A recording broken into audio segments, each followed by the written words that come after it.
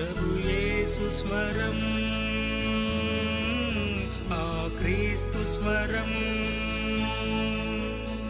సజీవ స్వరం.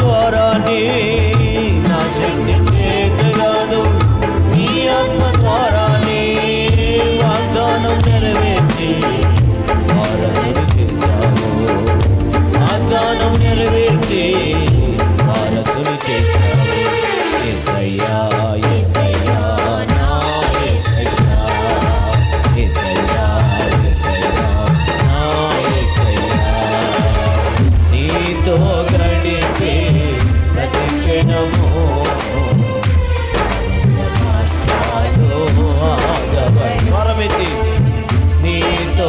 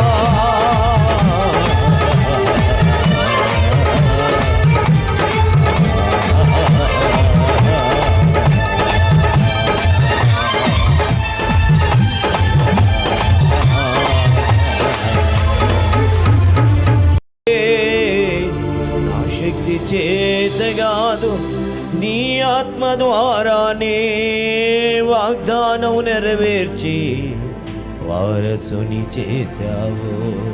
వాగ్దానం నెరవేర్చి వారసుని చేశావు.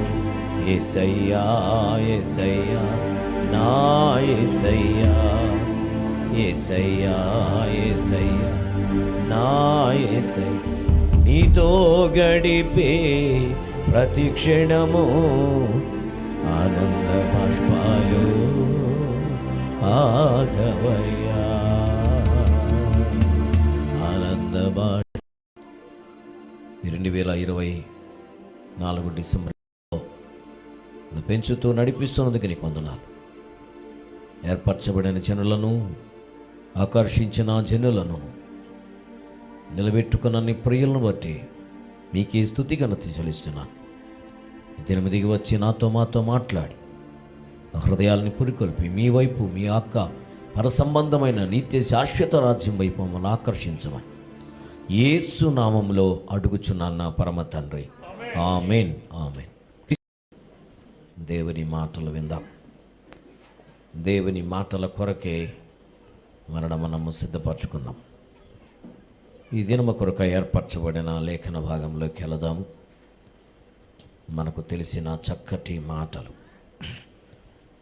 ప్రభు యొక్క మహాకృప వల్లనే మనం ఆదరించబడి వాక్య ధ్యానంలోకి పోబోతున్నాం. ఒకసారి మేము ముందున్నటువంటి దైవ గ్రంథాన్ని తెరిచి అపోస్తలుడైన పౌలు గారు కొరింథీ సంఘముతో మాట్లాడినటువంటి తన 2వ పత్రికలో, కొరింథీ 2వ పత్రికలో 3వ అధ్యాయము 18వ వచనాన్ని ఒకసారి చదువుకున్నాం. అందరం కలిసి చదవండి. మనమందరమును ముసుకులేని ముఖముతో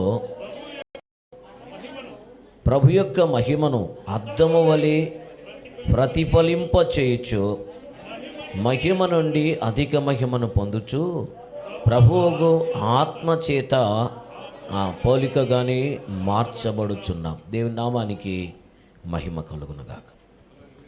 చూడండి, ఓ క్రైస్తవ జీవితమే కాదు, పుట్టిన బిడ్డ దినదినము ప్రవర్ధమానము చెందాలి. పుట్టిన బిడ్డ సంవత్సరము తనలో ఎదుగుదల రావాలి. సంవత్సరము తన అవయములో ప్రతి అంగములో మార్పులు రావాలి. అంతకంతకు వృద్ధి చెందుతూ దేవుడు ఇష్టపడి ఇచ్చిన ఆకారం పరిపూర్ణతలోకి వచ్చేంత వరకు పెరుగుతూనే ఉండాలి. బాల్యంలో ఉన్నప్పుడు, పసిపాలు బిడ్డగా ఉన్నప్పుడు పాలు మాత్రమే జీర్ణించుకోగలరు. పసిపిల్లలు కొంత వయసులోకి వచ్చిన తర్వాత ఖచ్చితంగా వారికి బలమైన ఆహారము అవసరం. అదిగిని 6 నెలలకి మనోళ్ళు అంటూ అన్నప్రాసం చేస్తారు. అన్నప్రాసము తదనంతరము కొంచెము తినగలిగినారు అనుకుంటే బలమైన ఆహారము తినడానికి జీర్ణించగలిగిన శక్తి వచ్చిన కొలది వారికి తినగలిగినంతగా పెట్టడం మొదలెడతారు. ఎదిగేటప్పుడే బాగా బలంగా తినాలి. తినగలిగిన సమయంలో తిండి సరిగా పెట్టాలి అని తల్లిదండ్రులు ఆశిస్తారు. తనకంటూ తన ప్రత్యేకమైనటువంటి జీవితము సంబంధించిన ఉద్యోగము, వివాహము, దానికి కావాల్సిన సిద్ధపాటు చాలా చక్కగా మనతో కనబడుతుంది. మరి ఈ శ్రేష్ఠ సమయంలో దేవుడిచ్చిన మాట ఏంటంటే మనమందరం ఒకరి గురించి కాదు, అది ప్రకటిస్తున్నా నేను, నిలబడుకున్నా నేను మాత్రమే కాకుండా కూర్చొని వింటున్నా మనమందరం. పరిస్థితి ఏంటంటే మనమందరము ముసుకులేని ముఖముతో ప్రభు యొక్క మహిమను అద్దము వలె ప్రతిఫలింప చేయుచు మహిమ నుండి అధిక మహిమను పొందుచు ప్రభువుకు ఆత్మచేత ఆ పోలికగానే మార్చబడుచున్నాం. బాగా గమనించంటారు. ఏ పోలిక రావాలి? ప్రభు పోలిక మనలోనికి రావాలి. పుట్టించిన, జన్మనిచ్చిన ఆ సృష్టికర్త యొక్క పోలిక మనలోనికి రావాలి. అలా రావాలంటే అభివృద్ధిలోకి రావాలి. నిజంగా అంచెలంచెలుగా రూపాంతరత, ప్రత్యేకమైన మార్పు రావాలి. బైబిలు గ్రంథపరంగా మనం ఆలోచిస్తే దైవ వాక్యములో అనేక రకాలైన వర్తమానాలు కనబడతాయి. ఆ వర్తమానంలో బైబిల్లో సొలొమోన్ రాజు అంటాడు, బాలుడు నడవలసిన త్రోవల వారిని నడిపించుము. అంతేనా? నేర్పుము, వాడు పెద్దవాడిన తర్వాత ఆ త్రోవలోంచి బయటికి. అదో ప్రత్యేక ప్రసంగం. విశ్వాసులారా, మీరు విశ్వాసమునకు తగినట్టుగా బ్రతకండి. అదో ప్రత్యేకమైన ప్రసంగం. విశ్వాసము ఒక్కటే చాలదు. విశ్వాసముతో పాటు విశ్వాసి అభివృద్ధి చెందాలి. అభివృద్ధి చెందాలంటే పెంచబడాలి అంటే విశ్వాసం ఒక్కటే పరిపూర్ణతలోకి నడిపించదు. విశ్వాసముతో పాటు దేవుడిచ్చిన రక్షణ అనుభవం ఒక్కటే కాదు. ఈ రక్షణను అంచెలంచెలుగా పెంచుకుంటూ దేవుడిచ్చిన ఆత్మచేత నింపబడి కృపా వరములతో అనేదానికంటే దేవుని కొరకై ఫలములతో నింపబడుతూ ఆయన అంటాడు, నీతి ఫలములు ఫలించుడి. వెలుగు అనే ఫలాలు, 4 ఫలాలు చెప్పాను. ఇన్ని ఫలాలు ఫలించాలి అంటే ఫలించుట కొరకు దానికి కావలసిన బలము ఆ చెట్టుకి రావాలి, ఆ వయసు కూడా ఆ చెట్టుకి రావాలి. ఒక విశ్వాసీ జీవితం కూడా పసిపిల్లవానికి వల్లే ఉంటే కుదరదు. అందుకంటాడు పిల్లారు, మీరు ఇంకనూ బాలుర వలె ఉన్నారే. మీరు శరీరమును బట్టి కాలమును బట్టి చూడగా బోధకులుగా ఉండవలసిన వారై ఉండగా ఎవరో వచ్చి మీకు ఇంకా మూలపాఠాలు ఇంకా నేర్పవలసిన పరిస్థితులకు వచ్చేసారే. అంటే మారు మనసు, పాపక్షమాపణ, బాప్తిజం, దీని గురించి చెప్పవలసిన పరిస్థితులు వచ్చేసాయే అని మాట్లాడుతూ ఉంటాడు. కాబట్టి ఓ దేవుని కొరకు ఏర్పరచబడిన సంఘము పెండ్లి కుమార్తెగా ఎదగాలి అని అంటే అది పాపములోంచి రక్షించబడినది. ఎక్లీషియా అనే పదము రక్షించబడిన వ్యక్తిగా తన సంఘముగా చేర్చబడుతున్నది. సంఘముగా చేర్చబడినటువంటి ఈ సంఘము మరి అంచెలంచెలుగా అభివృద్ధి పొందాలి. వయసుకు రావాలి. వయసులో దానికి కావలసినటువంటి సిద్ధపాటు కలిగి ఉండాలి. ఆరోగ్యవంతమైనటువంటి ఆత్మ సంబంధమైన ఆరోగ్యం కలిగి ఉండాలి. ఈరోజు అనారోగ్యం అంటే అర్థం ఏంటంటే అద్భుతాలు మాత్రమే చేసి ఫలములు లేని జీవితం జీవిస్తే అనారోగ్యమే. ఆలోచించండి. ఈరోజు అద్భుతాలు ఉన్నాయి, కాదంటలే. ఎందుకంటే ఆయన అద్భుతాలు చేస్తాడు, కానీ ఆ ఒక్కటే కుదరదు. కాబట్టి దాంతోపాటు ఏముండాలి? దేవుడు ఆశించిన ఫలాలు మన జీవితంలో ఉండాలి.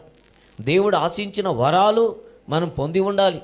దేవుడు ఇచ్చేటువంటి ఫలాలు, వరాలు ఇవన్నీ దేనివల్ల కలుగుతుందంటే తన ఆత్మ ద్వారానే. అందుకని ఆత్మచేత ఆ పోలికగా మార్చబడుచున్నాం. మన మూలవాక్యాన్ని మనం మర్చిపోకూడదు. ఇవన్నీ ఆ రీతిగా కొనసాగాలంటే 4 అనుభవాలను మీకు నేను పరిచయం చేస్తా. పరిచయం మాత్రమే. ఆ తర్వాత ప్రభుచిత్తమైతే మీరు ధ్యానించవచ్చు. మొదటిది యోహాను సువార్త 1వ అధ్యాయం 16వ వచనంలో చూస్తే అంచెలంచెలుగా పెరిగేది ఏంటంట? చదువుకున్నాం పిల్లలు.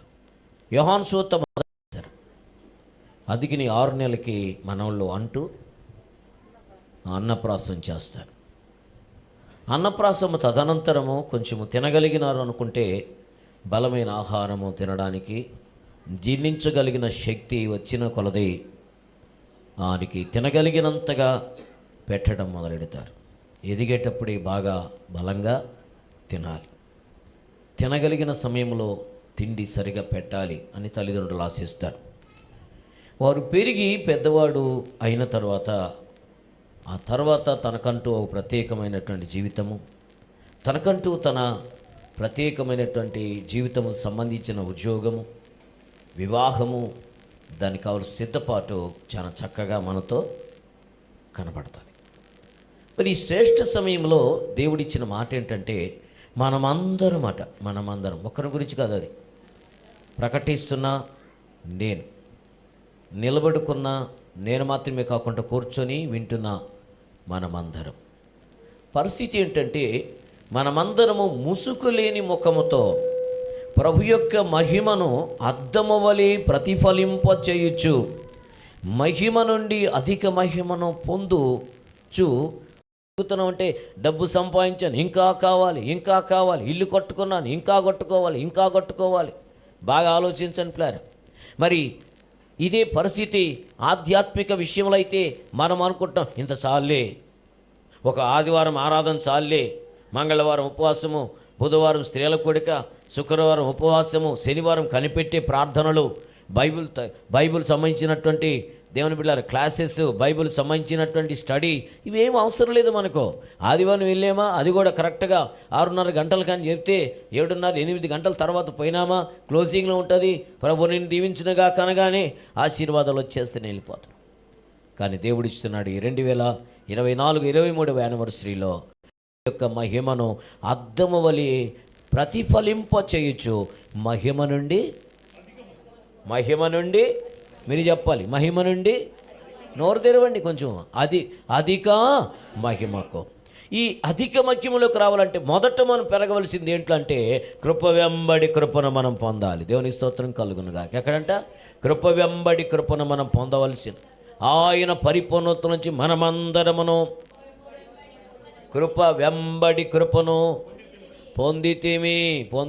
పొందిన వారు మాత్రమే మహిమ నుండి అధిక మహిమలోనికి రాగలరు. ఈరోజు కొంతమంది కృప అంటే నీ నిర్వచనం తెలియట్లేదు.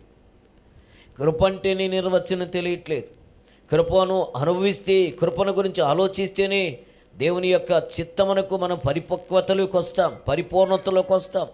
ఈ విషయాన్ని మనం మర్చిపోకూడదు పిల్లారా.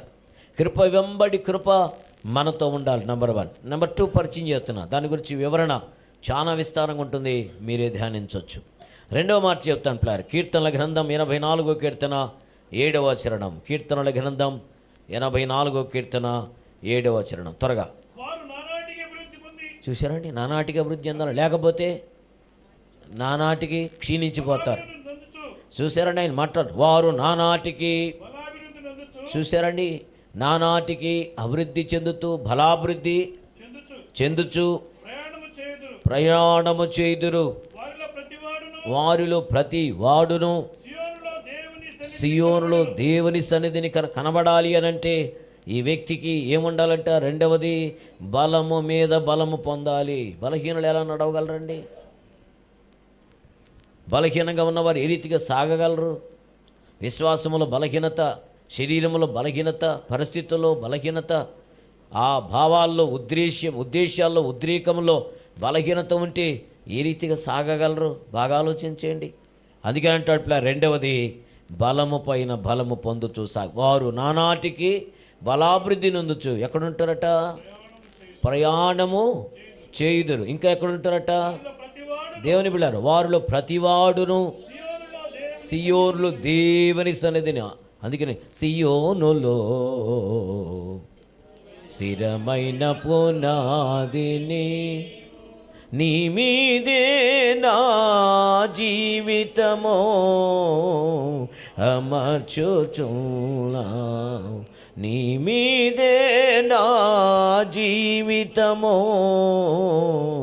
అమర్చుచున్నా, సియోనులో స్థిరమైన పునాది నీవు.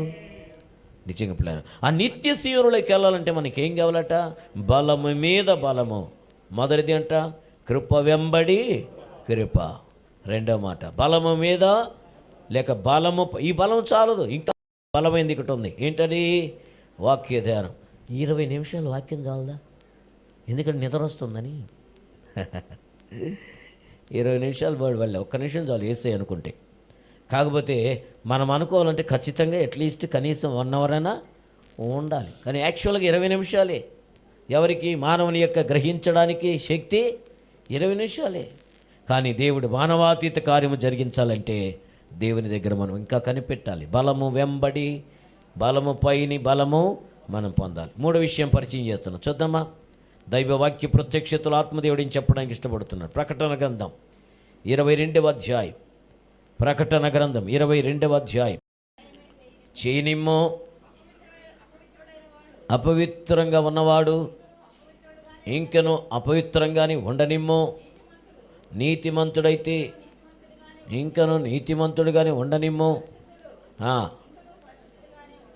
అది చివరి మాట మనకు అంశం. 3వ అంశం ఏంటంట? పరిశుద్ధులో పరిశుద్ధ మగుటకు సమయాంబో ఇది ఏను, నీతిమంతోలో నీతి చేయను, ఫలముతోనే వచ్చేదరు. దేవుని బిడ్డలు గమనించండి, ఒక వ్యక్తి మహిమ కలిగిన రాజ్యములోకి, ఆ పరలోక యుగాయుగములు మారని రాజ్యములోకి వెళ్ళాలంటే పరిశుద్ధత వెంబడి పరిశుద్ధత, అంటే పరిశుద్ధతను ఇంకా పరిశుద్ధతలోకి, దేవుని కొరకై మనము పరిశుద్ధతను కాపాడుకోవాలి. అంచెలంచెలుగా మనము ఇంకా పరిశుద్ధతలోకి సాగవలసిన వారమై ఉన్నాం. బాగా గమనించండి ప్లాన్. ఇది 3వ అనుభవం. 4వ అనుభవాన్ని పరిచయం చేస్తున్నా. కొరింథీ 2వ పత్రిక 3వ అధ్యాయం 18. ఇప్పుడు చదువుకున్న మాట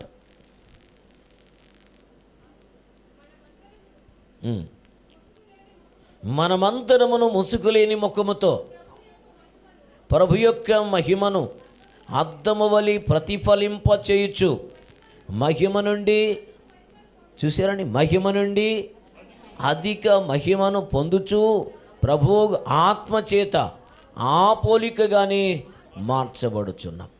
వాస్తవికంగా మనల్ని మనం మార్చుకోవడం మన వల్ల కాదు.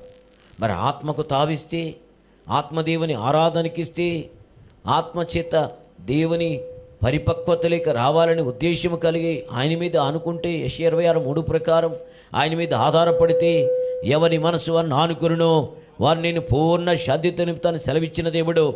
ఎవరిని తన ఆత్మతో నింపుతాడో వారిని మహిమ నుంచి అధిక మహిమల. 4 సందర్భాలు. మొదటిది కృప వెంబడి కృప, లేక కృప పైన కృప పొందాలి. కృప ఒక్కటే చాలదో, అంచెలంచెలుగా పొందుతూ ఉండాలి. రెండవది బలము పైన బలము పొందుతూ ఉండాలి, లేక బలాభివృద్ధి నొందొచ్చు. దేవుని బిడ్డలారా, నిత్య సియోనులోకి వెళ్ళాలంటే మూడవది పరిశుద్ధత నుండి అతి పరిశుద్ధతకు, ఇంకనూ పరిశుద్ధతలోనికి. నాలుగవది మహిమ నుండి అది ఎలా అనగానే ఆలోచిస్తే, కొంచెం ఆలోచించేయండి. స్కూల్లో చదువుకున్న ప్రతి ఒక్కరికి దాదాపు 7th 6th క్లాస్ నుంచే కనబడుతూ ఉంటుంది. ఓ ఫిగర్ వేసి మరి టీచ్ చేస్తుంటారు. దేవుని బిడ్డ టీచర్స్ ఏంటి సంగతి అంటే, మొదట అక్కడ గుడ్డు కనబడుతుంది. గుడ్డు తర్వాత చిన్న పురుగు ఒకటి కనబడుతుంది. ఈ పురుగు ఆకులన్నీ తింటున్నట్టు కనబడుతుంది. ఈ పురుగు ఉన్నట్టుండి గుప్తావస్థలోకి వెళుతుంది, అంటే నిద్రలోనికి వెళ్ళిన తర్వాత కొద్ది దినాలకి, సమ్ పీరియడ్ ఆఫ్ టైంకి అది అలా చీల్చుకొని వస్తుంది. ఎలా వస్తుంది? రంగు రంగులుగా ఉన్న సంతోషముతో అందరిని ఆకర్షించేటువంటి స్థితిలో. గుడ్డుగానే ఉంటే అది సీతాకోక చిలుకగా మారదు. గుడ్డుగానే ఉండి ఆ తర్వాత పురుగు రూపంలోకి వచ్చింది. దాన్ని చూడగానే అసహ్యం అనిపిస్తుంది. చెట్లన్నిటి మీద పాకుతూ ఉంటుంది, తింటూ ఉంటుంది. ఆకులు తింటానే అసహ్యంగా అనిపిస్తుంటుంది. కానీ ఒకవేళ అది పురుగుగానే ఉండి ఎవరి కాళ్ళ కింద పడితే దానికి రూపాంతరత లేక సీతాకోక చిలుక వచ్చే అనుభవము లేదు ప్లాన్. అటు తర్వాత అది అలాగే ఉంటే ప్రయోజనం లేదు. అది కొంత పీరియడ్ ఆఫ్ టైము గుప్తావస్థలో లేక నిద్రావస్థలోకి వెళ్ళాలి. నిద్రావస్థలోకి వెళ్ళిన తర్వాత ఆఫ్టర్ 21 days మేబీ, దేవుని బిళ్ళరా, అది అలా చీల్చుకొని వస్తుంది. ఎలా వస్తుంది? రెక్కలు కలిగి, అందంగా, పుప్పిడి కలిగి, దాన్ని పట్టుకోగానే, దాన్ని తాకగానే ఆనందం. అది ఎగురుతుంటే పిల్లలు కేరింతలు పరిగెత్తుకునే పరిస్థితి కనబడుతుంది. That is the transfiguration of each and every sin man. దేవుని బిళ్ళరా, ప్రతి పాపముతో ఉన్న మానవుడు ఒక పరిపూర్ణతలోకి రావాలి. అంచెలంచెలుగా సీతాకోక చిలుకోవాలి. ఓ రూపాంతరత యొక్క అనుభవంలోకి రావాలి. నేను మళ్ళీ జ్ఞాపకం చేస్తున్నాను. మొదటిది కృప వెంబడి కృప. ఈరోజు కృప చాలే అనుకుంటే కుదరదు. ఆ కృప వెంబడి కృప నిత్యము పొందుతూనే ఉండాలి. రెండవది దేవుని బిళ్ళారా, బలము చాలు, ఇది చాలే అనుకుంటే కుదరదు. బలము పైన బలం పొందుతూ ఉండాలి, లేక బలాభివృద్ధి నొందొచ్చు. ఆ నిత్య సియోనులోకి వెళ్ళవలసిన పరిస్థితులు ఉన్నాయి. మూడవ అనుభవం ఏంటంటే పరిశుద్ధత మీద పరిశుద్ధత. మరి పరిశుద్ధతని పోగొట్టుకుంటే జాగ్రత్త. అపవిత్రంగా తావిస్తే, పాపమును తావిస్తే, దైవ చిత్తమునకు విరుద్ధమైన వాటికి తావిస్తే మన బ్రతుకులు ఏమైపోతాయి. ఇవన్నిటినీ మార్చుకున్న వరమై పరిశుద్ధత వెంబడి పరిశుద్ధత, బలము వెంబడి బలము, కృప వెంబడి కృప, చివరికి అంటాడు మహిమ వెంబడి మహిమ, లేక మహిమను మించిన మహిమ. దేవునికి స్తోత్రం కలుగునగాక.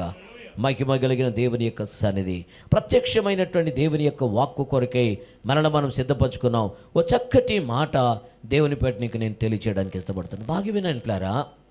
ఒక రాజు ఏం చేశాడంటే, ఈ రాజు బాగా ఆలోచన చేయగలిగితే ఆ రాజు చేసినది మనకు అర్థమవుతుంది పిల్లలు. కొన్ని కుండలు పెట్టారండి పిల్లలు, అన్నీ మట్టి కొండలే, అన్నీ మట్టి కొండలే, చాలా పెట్టేశారట. కానీ ఈ రాజు ఒక మరి కొండలో మాత్రం ఏం చేశాడంటే, ఈ కొండలన్నిటికీ మూత పెట్టేస్తున్నాయి, కానీ ఒక్క కొండలో మాత్రం ఏం చేశాడంటే మరి విలువైనటువంటి రకరకాలైనటువంటి అమూల్యమైనటువంటి వస్తువులు పెట్టాను పిల్లలు. బంగారము, వెండి, వెలగలిగిన మణులు, మాణిక్యాలు, గోమేతికం అలాంటివి విలువైనవి ఒక దాంట్లోనే పెట్టాడు.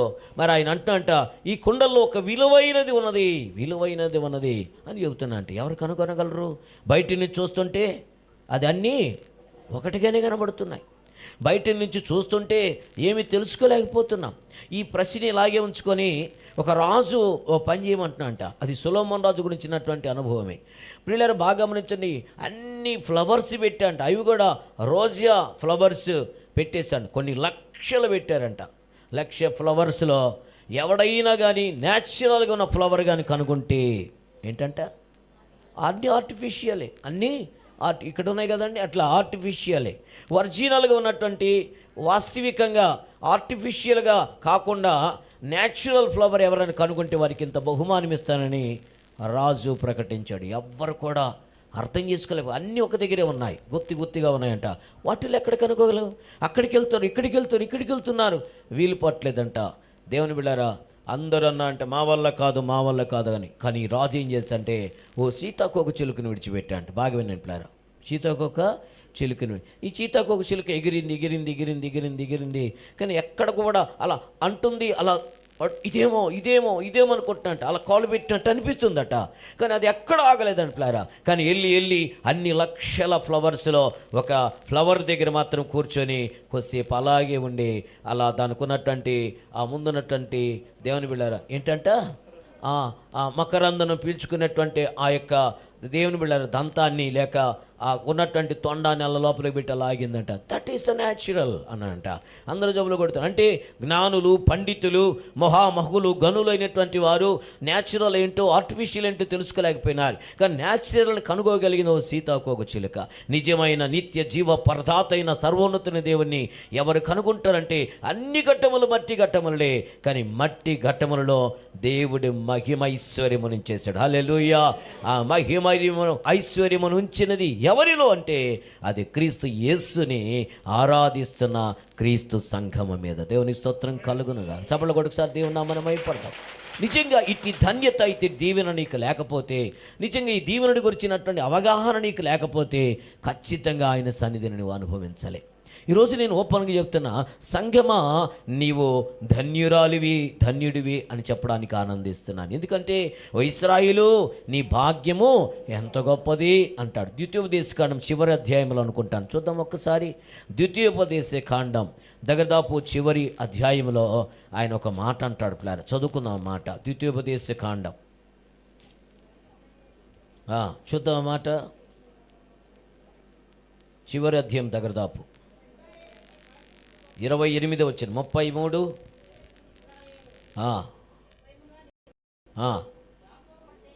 యొక్క ఓట ప్రత్యేకించ ఇశ్రాయేలు నీ భాగ్యం ఎంత. 29 వచ్చింది, నీ భాగ్యం ఎంత గొప్పది, యెహోవా రక్షించిన నిన్ను పోలిన వారు ఆయన మార్చగలిగిన వాడు ఆయనే. చూసారండి, ఈరోజు నేను కొరగాని వాడిని అనుకుంటున్నా, ఇది నా వల్ల కాదు అనుకుంటున్నా. కానీ ప్రభు అంటాడు అది నీ వల్ల కాదు, కానీ నా వల్ల సమస్తము సాధ్యమే అని దేవుడు మాట్లాడుతున్నాడు. స్నేహితులారా, దేవుని పెట్టి నేను బ్రతిమలాడుతున్నా. ఈరోజు సంవత్సరం వచ్చిందని సంతోషిస్తున్నాం, కానీ ఈ సంవత్సరంలో నువ్వు కృపను పొందేసి ఆగిపోయినవేమో, కృప మీద కృపను పొందాలి అనేది దేవుని యొక్క ఉద్దేశం. వాక్యమును ఒక నిమిషం ధ్యానిస్తూ ప్రతిరోజు ఇదే నా బ్రతుకు అనుకుంటున్నా. మొన్న గడిపిన సమయం కంటే మనము మొన్నటి దినము ప్రార్థన చేసిన ప్రార్థన కంటే మరి నిన్నటి దినం పెరిగిందంటావా? నిన్న చేసిన ప్రార్థన జీవితం కంటే ఈ దినం పెంచుకున్నావా? లేదే. మన బ్రతుకులు దేనికి పెంచుకుంటున్నామంటే ఆయన అంటాడు ప్లారా, బిడ్డ పెరిగే కొంది కొండ పెరగాలంట. బిడ్డ పెరిగే కొంది కొండ పెరుగుతుందంటే తిండి పెరుగుతుందే కానీ ఆధ్యాత్మిక జీవితంలో మనం పెరగలేకపోతున్నాం, కృపలో పెరగలేకపోతున్నాం, బలములో, అది కూడా దేవుని బలములో పెరగలేకపోతున్నాం, మరి పరిశుద్ధతలో మనం పెరగలేకపోతున్నాం.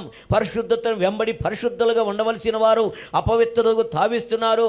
సంవత్సరములు జరుగుతుండగా నీ కార్యమును నూతనపరచమని లేఖనాలు ఘోషిస్తూ ప్రవక్తలు నొక్కి వక్కాణిస్తూ ఉంటే, అయ్యా సంవత్సరం నీ కార్యమును నూతనపరచము. అయితే వాటిని విని నేను కరుడని భయపడుతున్నాను ప్లారు. చూద్దాం ఒకసారి హబక్కూ గ్రంథం 3వ అధ్యాయము 1-2 వచనాలు చదువుకుందాం ప్లారా. సంవత్సరములు జరుగుతున్నాయి కానీ మరి ఈయన భయపడుతున్నా అంటే ప్లారా. ఎందుకు భయపడుతున్నాడు ఆయన? చూద్దాం ఒకసారి హబక్కూ గ్రంథం 3వ అధ్యాయము.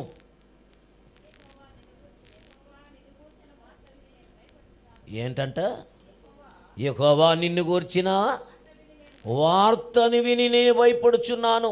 యెహోవా సంవత్సరములు జరుగుచూ ఉండగా నీ కార్యములను నేను నూతనపరచుము. సంవత్సరములు జరుగుచూ ఉండగా వారిని తెలియచేయుము. కోపించుచుని వాత్సల్యమును జ్ఞాపకం. నువ్వు వస్తున్నావని, నీ రాక తథ్యమని, ఈరోజు రేపు మరొక నిమిషం రాబోతున్నావని, నువ్వు రాక ఆలస్యము కాదని అయ్యా నేను ఎరుగుతున్నాను. నేను నీ రాకను చూసి నేను భయపడుతున్నాను. ఎందుకు భయపడాలి? తండ్రి వస్తున్నా అంటే పిల్లలు ఎందుకు భయపడతారు? ఆ మమ్మీ వస్తున్నది పిల్లలు ఎందుకు దాక్కుంటారు? మమ్మీ చెప్పిన పనైనా చేయకుండా ఉండాలి, డాడీ చెప్పిన బాధ్యతతో కూడిన పనైనా చేయకుండా డాడీని ఇబ్బంది పెట్టే పని ఏదో చేసి ఉండాలి. బాగా గమనించాను. అందుకే భయపడుతున్నాడు. రే డాడీ వచ్చాడనుకో చెప్పేస్తా. ఏంటి సంగతి? డాడీ విలువగా గిఫ్ట్గా ఇచ్చిన పెన్న మొక్కను ఇంచేసావు కదా అని చిన్నోడు చెప్తుంటాడు. పెద్దోడు అనుకుంటున్నాడు పెద్దోడిని దడిపించడానికి, రే డాడీ వస్తున్నా అంటాడు. భయపడుతున్నాడు. ఎందుకు భయపడుతున్నావు? డాడీకి ఇష్టమైన, డాడీకి గిఫ్ట్గా వచ్చిన, డాడీని ఎక్కువగా ప్రేమించే పెన్ను నేను మొక్క ఇంచేసాను, ఇంకంత పడదోసేసాను, ఏదో తప్పు చేశాను. నేను అనుకుంటున్నాను పెన్నే కాదు, ఈరోజు తండ్రి యొక్క ఉద్దేశ్యమును పరిపూర్ణంగా నెరవేర్చలేని భయపడాల్సిందే. హబక్కూకు అంటున్నాడు, నూతన సంవత్సరం అనగానే చాలామంది అనుకుంటున్నారు ఇది నూతన సంవత్సరం అని. కానీ ఒక రహస్యం చూడండి ప్లారా. యెహోవా నిన్ను గూర్చిన వార్త విని, అంటే నువ్వు వస్తున్నావని, నిరాక సత్యమని, నువ్వు వస్తూ ఉన్నావని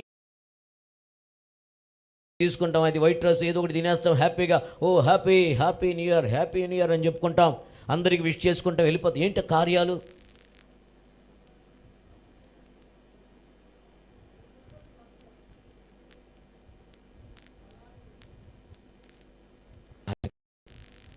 మనల్ని సృజింపచేయటమే ఆయన కార్యము. సృజించబడిన మనము ఇంకా పసిపిల్లలుగా ఉండక పెంచబడాలి. సంవత్సరం జరుగుతుండగా నీ కార్యములను, ఈ నూతనత్వం లేదయ్యా నా జీవితంలో. అందుకే ఏడుస్తున్నాడు ఆయన. హబక్కూకు ఎందుకు ఏడుస్తున్నా అంటే, సంవత్సరము జరుగుతుండగా నీ కార్యములు నీవు చూసారా. నూతన పరచము అని ఉందా? పరిచేసాడు అని ఉందా? నూతన పరచమంటే నాలో నూతనత్వం ఏది? కొత్తది ఏది? నూతన బ్రతికేది? మార్పు చెందిన జీవితం ఏది? లేదు. గత జన్మలో పాపము, కోపము, నిన్న ఉన్న పాపమే, నిన్న ఉన్న భ్రష్టత్వమే, 2023లో, 2020లో, 2021లో ఉన్న పాపమే, భ్రష్టత్వమే, చెడు ఆలోచనలే, చెడు తలంపులే ఉన్నాయి. సంవత్సరం జరుగుతున్నాయి కానీ నూతనత్వం అనేది నా జీవితంలో ఏది రావట్లేదయ్యా. నూతన పరచకపడకపోతే నువ్వు వస్తే నేను విడిచిపెట్టబడతాను, నువ్వు వస్తే నా విషయంలో నువ్వు కోపించుకుంటావయ్యా. అందుకే నాకు భయం వేస్తుందయ్యా. కోపించుచు నేను వాత్సల్యత చూపించే దేవుడు. తర్వాత అంటా చూడండి ప్లారా, మరి ఎందుకు ఈయన కోపిస్తున్నాడు? సంవత్సరం జరుగుతూ ఉంటే నూతనత్వం లేదు. నిన్న మాట్లాడిన తొందరపాటుతో కూడినటువంటి మాటలే నీ బ్రతుకుల్లో. నిన్న జీవించిన జీవితమే, నిన్న మాట్లాడిన అబద్ధమే, నిన్న దాచుకున్న పాపమే, నిన్న అబద్ధ జీవితమే. కూర్చుంటే, లేస్తే, తలంస్తున్న తలంపుల్లో నిన్ను ఎలాగే ఉన్నావో ఈరోజు కూడా అలాగే ఉన్నావు, రేపు కూడా అలాగే ఉంటావు. కానీ దైవ చిత్తములో ఈ 2024, 23 యానివర్సరీలో దేవుడు చెప్తున్న మాట ఏంటంటే, కృప. కొత్త సంవత్సరం వస్తుంది, గ్రీటింగ్స్ పంచుకుంటున్నాం. కొత్త సంవత్సరం వస్తుంది, వాగ్దానాలు తీసుకుంటున్నాం. వాగ్దానాలు చూసి ముద్దు పెట్టుకుంటున్నాం. హల్లెలూయా, మంచి వాగ్దానం వచ్చేసింది అనుకుంటున్నాం. కానీ వాగ్దానమును గురించినటువంటి ప్రతి సంవత్సరం వాగ్దానమే. ప్రతి సంవత్సరం నువ్వు వాగ్దానంలో ఏమైనా హెచ్చరికలు ఉన్నాయా? జాగ్రత్త, ఇది చేయకపోతే నువ్వు సస్తావు అని ఉంటుందా? ఉండనే ఉండదు. పాస్టర్ గారు కానీ వాగ్దానాలు సెట్ చేసేవాళ్ళు కానీ అలాంటివి ఏమి రాయరు. అలాంటిది కానీ ఉంటే మీ చర్చికి ఆ వాగ్దానం తీసుకున్న వాళ్ళు ఇక కనబడరు. కారణం ఏంటి? నీకేమీ కాదు, దేవుని మహాకృప నీకు తోడై ఉంది.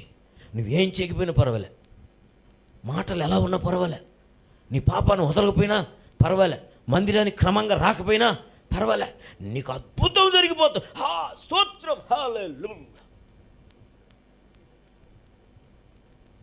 ఈరోజు ఉదయం ఒక కటింగ్ షాప్కి వెళ్ళా. ఆయన భాష నాకు తెలియదు, నా భాష ఆయనకి తెలియదు. నాకు హిందీ రాదు అసలు. ఈ తమిళ అయితే అట్ట ఇట్ట మాట్లాడుతా, ఇంగ్లీష్ అయితే కొంచెం మాట్లాడతా, తెలుగు అయితే అది కూడా అతీసరే బాగా గమనించా. సో మొత్తానికి నేనేమన్నానంటే ఇంగ్లీష్లో, యేసయ్య నీకు తెలుసా అని అడిగి, ముస్లిం, యేసయ్య నీకు తెలుసా అన్నా. ఓ అన్నాడు. ఎట్లా తెలుసు అన్న? నేను ఇంగ్లీష్లో మాట్లాడుతాను, ఆయన హిందీలో సమాధానం చెప్తున్నాడు. ఎట్లా తెలుసా నేనంటే అన్నాడు. నాకు అర్థమైంది ఏంటంటే పితాపుత్ర, ఓహో అంతవరకు తెలుసు అనమాట. ఈరోజు క్రైస్తవులుగా ఏడే మిగిలిపోయిన ఏడా పితాపుత్ర వాళ్ళు ఎట్టంటారు నాకు తెలిపాం. వాళ్ళు నేను విమర్శించడం కాదు, కానీ అలాగైనా అందరికీ తెలుసు, అలాగైనా అందరికీ తెలుసు. నేను హ్యాట్సాప్ చెప్తున్నా, ఈ పితాపుత్ర పవిత్రాత్మ అనేది అందరికీ తెలుసు. ఇది క్రైస్తవులకు సంబంధించిన సింబల్ అని కూడా వాళ్ళకి బాగా తెలిసిపోయారు. మరి ఈరోజు క్రైస్తవులు కూడా, నవీన క్రైస్తవులు 7 వరకు ఆగిపోయినారు. పితాపుత్ర పవిత్రాత్మ, ఎదుగులేని జీవితాలు. వాళ్ళ గురించి నేను అడగట్లా. పితాపుత్ర చెప్పే దేవుని పిల్లారా, పండితులను బట్టి వారు మహోన్నతమైన వ్యక్తులు, దైవ సేవకులు పిల్లారా, ఆర్సీమల గురించి నేను మాట్లాడలే. ఈరోజు ఇక్కడ కూర్చున్న వారి గురించి నేను మాట్లాడుతున్నా. మరి హబక్కూకు ఎందుకు భయపడుతున్నాడు? హబక్కూకు సంవత్సరములు జరుగుచుండగా నీ కార్యములను వర్ధిల్ల చేయమన్నది నా దగ్గర, లేక నూతన పరచమంది మిగతా ప్రతుల్లో. కానీ సంవత్సరములు జరుగుచుండగా దానిని మాకు తెలియచేయము. ఏంటది? నువ్వు నిజంగా నా ఎదురుగానే వస్తే నీవు కోపానికి నేను ఖచ్చితంగా గురి కావాల్సిందే. ఎందుకంటే నా జీవితం మారిపోయేమీ లేదు, నూతనత్వం అంతకంటే లేనే లేదు. నిన్న ఎలా ఉన్నానో, నిన్న పదం ఎలా ఉంది, ఈరోజు పదం కూడా అలాగే ఉంది. నా బతుకు మారదయ్యా, మారని బతుకు, వాతవేయబడిన మనస్సాక్షి. కానీ నువ్వు వచ్చేవా ఖచ్చితంగా నీ కోపానికి అది న్యాయమైందే. ఎందుకంటే నేను మారలేదు కదా, నేను మార్పు చెందలేదు కదా. నిజంగా మారితే దేవుని బిడ్డారా తగ్గి ఉంటుంది. ఒక సేవకుడు చెబుతాడు పిల్లారా, సేవకుడు చెప్పడం మనకు కూడా తెలుసు పిల్లారా. ఓ కొమ్మకి కానీ మంచి ఫలం ఉందనుకోండి, ఆ కొమ్మ అలా వంగి ఉంటుంది అంటాడు. ఎట్టా?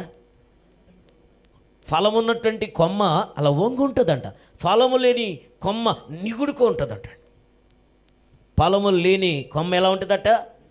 నిగుడుకో ఉంటుంది. మాటలో దేవుని బిడ్డారా గడుసుదనం ఉంటుంది. మాటల్లో, ప్రవర్తనలో, చూపుల్లో ఎలా ఉంటుందో తెలుసా? నువ్వు పాపివి, నీ పరిశుద్ధిని అన్నట్టుగా ఇట్లా చూస్తుంటారు పిల్లలు. దానివల్ల ప్రయోజనం లేదు. ఈ 2024-23 యానివర్సరీలో దేవుడు మాట్లాడుతున్నమాట. నా జీవితంలో ఈ 4 అనుభవాలు ఉండాలి. కృప వెంబడి కృప, బలము వెంబడి బలము, పరిశుద్ధత వెంబడి పరిశుద్ధత, మహిమ వెంబడి మహిమ. మహిమ వెంబడి మహిమ ఉండాలంటే నూతనమైన మార్పు మనలో ఉండాలి. అందుకే ఆయన కేక పెడుతున్నాడు, కోపించుచుని వాత్సల్యమును జ్ఞాపకమునకు తెచ్చుకొనము. దేవుడు తెమాను నుండి బయలుదేరుచున్నాడు, పరిశుద్ధ దేవుడు పారాను నుండి వేంచేయుచున్నాడు. చాలా సందర్భాలు ఆయన మహిమ ఆకాశ మండలం అంతటాను కనబడుచున్నది. భూమి ఆయన ప్రభావముతో నిండి ఉన్నది. ఈ విషయాన్ని మీరు మర్చిపోవద్దు. ఎందుకంటే నీవు నేను మహిమ వెంబడి మహిమను పొందవలసిన అగత్యత, అవసరత మనకున్నదని దేవుడు మనతో మాట్లాడుతూ, మట్టి శరీరంలో మహిమను ఉంచిన దేవుడు నీతో నాతో మాట్లాడి ఆదరించుటకు దేవుడు ఇష్టపడుతున్నాడు. ఒకసారి చూద్దామా ఎఫెసీ గ్రంథం 1వ అధ్యాయం. ఎఫెసీలకు రాసిన పత్రిక అపోస్తలుడైన పౌలు గారు 1వ అధ్యాయం 17వ వచనం చదువుకుందాం ప్లాన్. చూద్దాం మాట. మరియు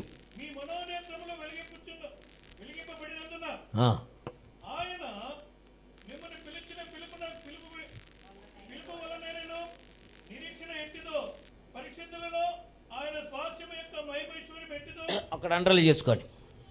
మన దేవుడు మహిమ స్వరూపియగు తండ్రి అనే విషయాన్ని మనం మర్చిపోకూడదు. ఎఫెసీ గ్రంథం 1వ అధ్యాయము 17వ వచనం ప్రకారం చూద్దాం. 17వ వచనం చివరి భాగం.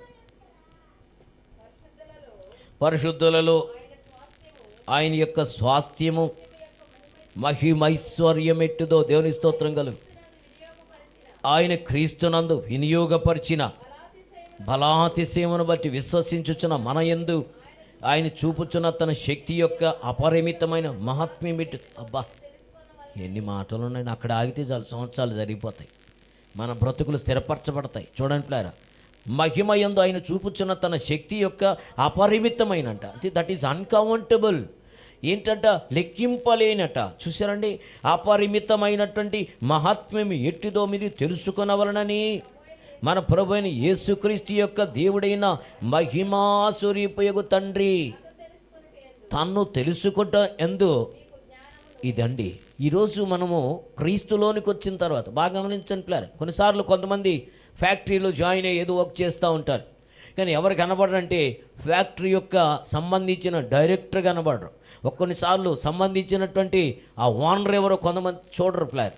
ఇప్పుడు ఉన్నట్టు ఏదో పెద్ద అకేషన్ పెట్టుకున్నారు, అకేషన్లో ఆయన వస్తారట డైరెక్ట్గా, లేక సంబంధించిన ఫౌండర్, ఈ సంబంధించినటువంటి ఫ్యాక్టరీ ఫౌండర్ గారు వస్తున్నాను కానీ ఎదురు చూస్తూ ఉంటాం. ఆయన ఫోటోలో మాత్రమే చూసానయ్యా, ఆయన మాటలు లేక ఆయన హెచ్చరికలు కొంతమంది మన సంబంధించినటువంటి ఆఫీసర్లు చెబుతూ ఉంటే విన్నాం.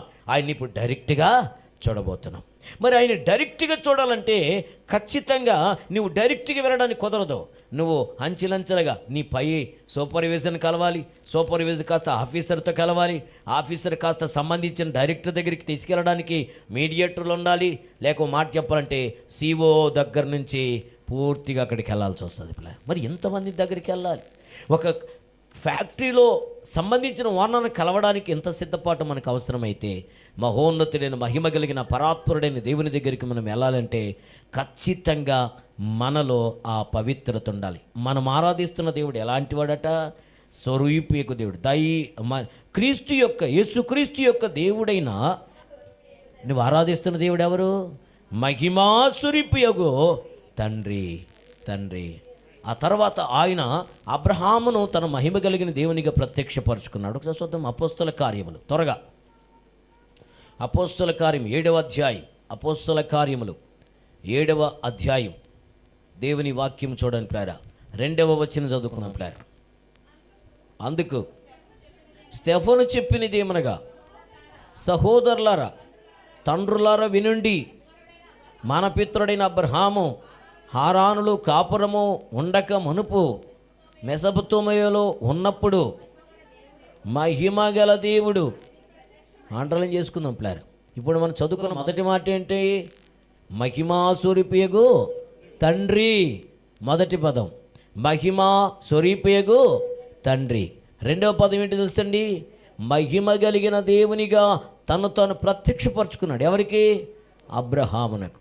మరి తను ప్రత్యక్షపరుచుకున్న అబ్రహాము పోలికలోకి, అబ్రహాము దేవుని పోలికలకి తాను సిద్ధపరచుకోవాలంటే అనేక త్యాగాలు చేయాల్సి వచ్చింది. తన సొంత దేశాన్ని విడిచిపెట్టాలి, సొంత దేవుని బిడ్డల బంధువులను, సొంత అయినటువంటి సమస్తాన్ని విడిచిపెట్టి ఆ మహోన్నతుడైన దేవుని యొక్క వాక్యం చూస్తే మహిమగల దేవుని ప్రత్యక్షతలోకి రూపాంతరం తెలిగి తాను సిద్ధపరచుకున్నాడు. దేవునికి స్తోత్రం కలుగును గాక. హల్లెలూయా. అంత మాత్రమే కాదు పిల్లారా, దైవ వాక్యములో మనం గమనించినట్టయితే మరి కీర్తనకారుడు దేవుని మహిమ కలిగినటువంటి వాడని చక్కటి మాట, ఒక మాట ఉంది పిల్లారు. కీర్తన గ్రంథం 24వ అధ్యాయం 7వ చరణంలో మనం గమనించగలం పిల్లారా. ఒకసారి చూద్దాం మాట. చూశారని, గుమ్మములారా మీ తలలు పైకెత్తుకొనుడి. అండర్లైన్ చేసుకోండి. ఎవరంటే ఈయన మహిమ గల రాజట. గుమ్మములారా మీ తలలు పైకెత్తుకొనిడి, మహిమ గల రాజు ప్రవేశించినట్లు పురాతనమైన తలుపులారా మెంబరుని మీరు లేవనెత్తుకొనుడి. దేవునికి స్తోత్రం కలుగునుగా. హల్లెలూయా. ఈ మహిమ కలిగిన రాజు, మాట చెప్పాలంటే మహిమా స్వరూపియగు తండ్రి, దేవుని యొక్క వాక్యం చెప్తాను, మహిమ కలిగిన దేవునిగా ప్రత్యక్షపరుచుకున్నాడు అబ్రహాముకి.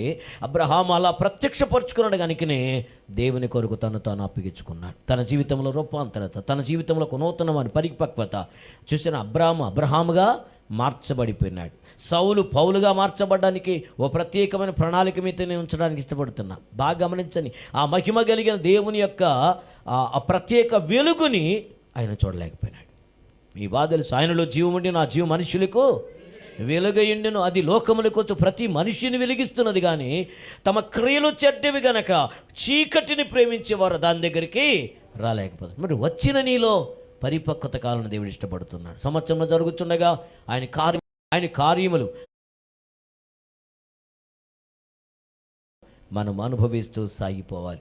ఈ మహోన్నతుని దేవుడు ఆయన అంటాడు పిల్లారా, ఆయన శరీరధారిగా ఈ భూలోకానికి దిగి వచ్చినటువంటి ఆ పరిశుద్ధమైనటువంటి దేవుని సన్నిధి యోహాను సువార్త 1:14 మనం గమనించగలం. ఈ దేవుని గురించి సంగమునకు ఆవిర్భావానికి ఆధారభూతుడై సంగము యొక్క తాళపు చెవులు కలిగిన పేతురు ఇలా మాట్లాడుతాడు. ఒకసారి చదువుకుందాం. పేతురు మొదటి పత్రిక 4వ అధ్యాయము 14వ వచనం చదువుకుందాం పిల్లారా. పేతురు మొదటి పత్రిక బాగా గమనించండి పిల్లారా. క్రీస్తు నామము నిమిత్తము, చూశారని అంత చక్కటి మాట ఉంది. మీరు నిందల పాలు అయిన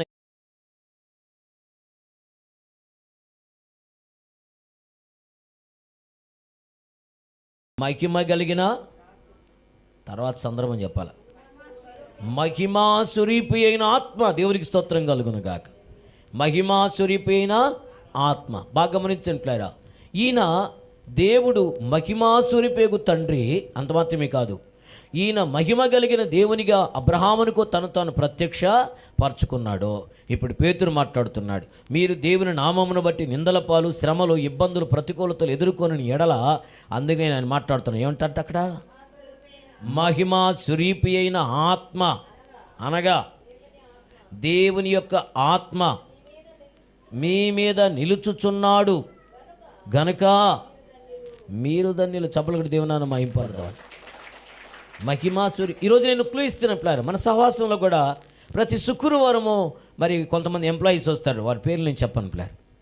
వారు ఎలా చెప్పొస్తారంటే ఏదో తలనొప్పో జ్వరమో, ఇంకా ఇంట్లో ఇంట్లో ఇంట్లో పని అయితే పంపిరు, ఇంట్లో మిషన్ పని చేయట్లేదో, ఇంట్లో మోటార్ పని చేయట్లేదో, ఇంట్లో మోటార్ పని చేయట్లేదు, నీళ్లు స్నానం చేయడానికి లేట్ అయింది సార్ అని పర్మిషన్ తీసుకొస్తాను. చివరికి వాళ్ళు కనుక్కున్నారు, మీరు పోయేది చర్చికి అని మాకు బాగా